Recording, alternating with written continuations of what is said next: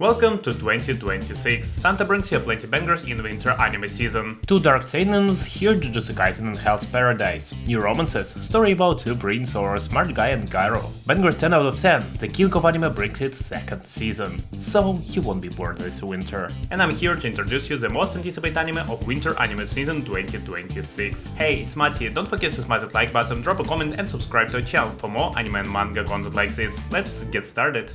The second season of Frieren. Who excited for more amazing stories, or maybe more shots of feet and armpits? Frieren wins us over with peak animation, peak characters, peak story, peak music and peak emotions. It's the true king of anime, though I still love my Brotherhood more. This season will bring us more little stories, because that's what Frieren is about. Our favorite elf will once again struggle with legal stuff and agree to bad deals. Well, bad for others, but good for her. We'll meet the strongest hero in the story, and no, it's not Himo. And finally, we'll see the Golden City, El Dorado. Oh wait, wrong story. It's interesting that this season we have two dark seinen anime. The second one will appear later in the video, and the only one missing is Chainsaw Man. And then there's the latest one of the bench. Beautiful girls, a loyal husband, a samurai and ninja setting, Mappa on animation. This anime was one of the most anticipated, just like One Punch Man once was. That's not a joke, One Punch Man Season 3 was one of the most awaited anime for years on my anime list. This time we dive straight into the forest in search of the elixir of immortality. We'll face powerful beasts and wait for a special guest who's about to reach the island soon, and he won't be alone. The story itself is short, like Kaijin Number 8, about 125 chapters total, so I guess it will be either 3 seasons, or they might warp everything up in a single 24 episode season. So, as you know, there is a movie that combines the first 2 seasons plus a small arc, and that movie completely destroyed one of my favorite manga panels. Just why? Why do you hate my favorite Okotsu? And the way they introduce the rules from the final arc? True cinema. Yeah, for everyone who doesn't read the manga, that's the final arc of Jujutsu Kaisen. We'll get peak animation again. Just look at this panel, and this one, and this one. We'll also see new characters and fight, but honestly, some moments might feel disappointing, especially when you compare them to that amazing fun animation.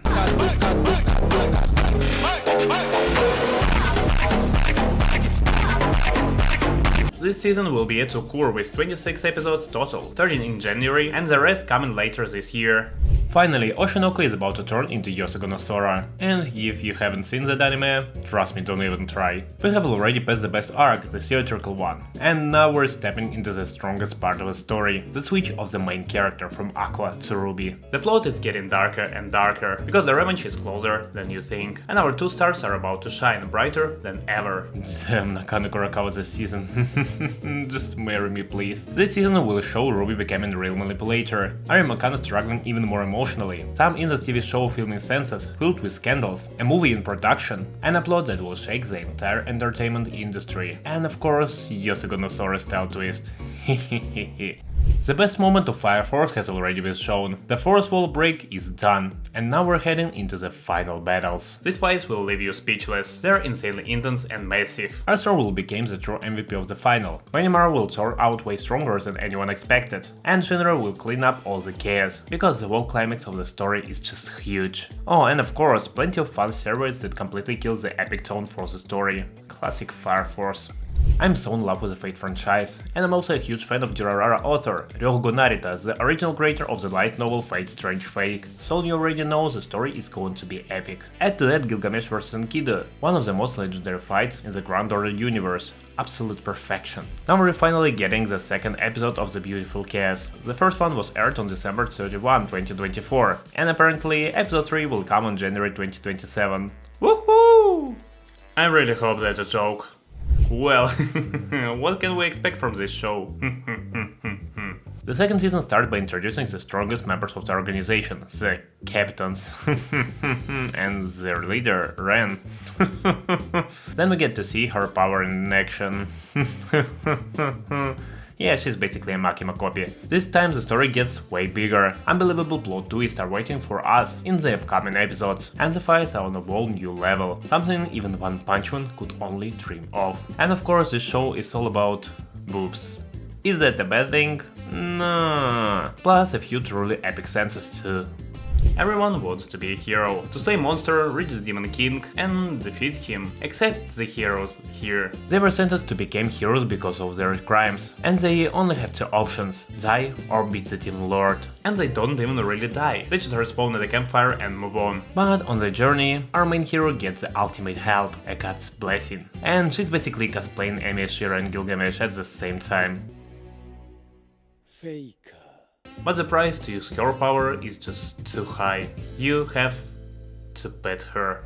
One of the best New Gen Shonen just ended. Midori Izuku is now a total legend. But who's that guy in the final episode? Yeah, his story is My Hero Academia Vigilantes. It follows a squad fighting villains that aren't as massive or dangerous as All for One. They operate in the shadows, handling the behind-the-scenes stuff, like drugs, cruelty, and all the dirty work that official heroes don't touch. Someone's gotta protect people from that mess. And get this, by the end Koichi ends up stronger than Deku. Just deal with it. The story follows Fetch the Stampede, a natural disaster in a wild cowboy world, with a $60 billion bounty on his head. In his world, he avoids fights at all costs, to protect everyone, while searching for a man very close to him. I've been a fan of original Trigun since my youth. I still remember the dark, scary plot, and the super charismatic Vash. And at first I wasn't a fan of Netflix remake, they always made things up. But it's not as bad as I thought. The remake is bloody, dark, and adds new characters, so I dove into the manga to check which adaptation is closer to the original. Well, Trigun Maximum. I read those, the original anime is way closer to the manga, and it nails Vash's true look. But let's see where Vash goes in this second season. Maybe it won't get too creepy. After all, it's the second best cowboy manga, after JoJo Steel Ball Run of course. A lot of anime fans doesn't know about Golden Kamuy, even though it has a killer ratings. Let me introduce you to this gem.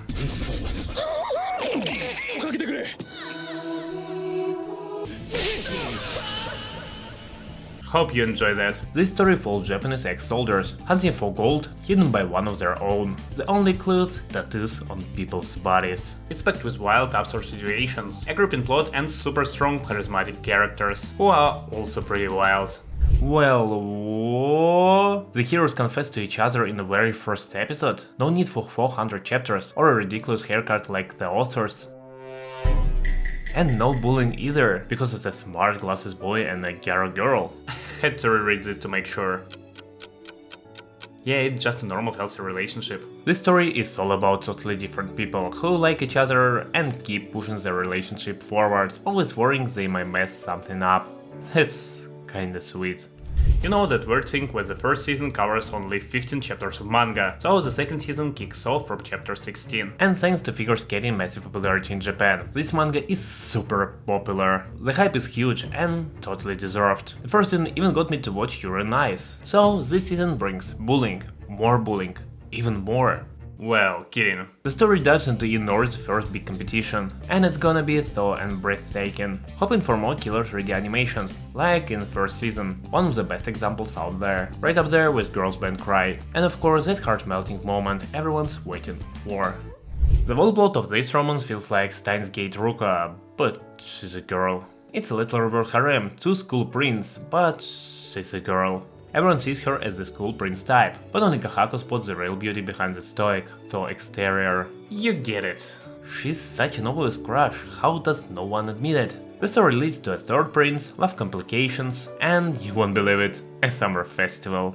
The continuation of a legendary Initial D, but with a weaker main hero, the same killer music, modern cars and 3D racing. 3D in anime goes from good to great, and MF goes backed up. 3D is the future. The races feel deep and stressful, with cars that seem real and heavy. As a showcase of city racing complexity and thrill, it's awesome. As a true Initial D legacy, nothing beats those mountains drift battles. That was the most anticipated anime of Winter Anime Season 2026. Does anything catch your eye? Drop it in the comments below. Yeah, and don't forget to like this video and subscribe to our channel for more anime and manga content like this. Thanks for watching, that was Matty. See you soon.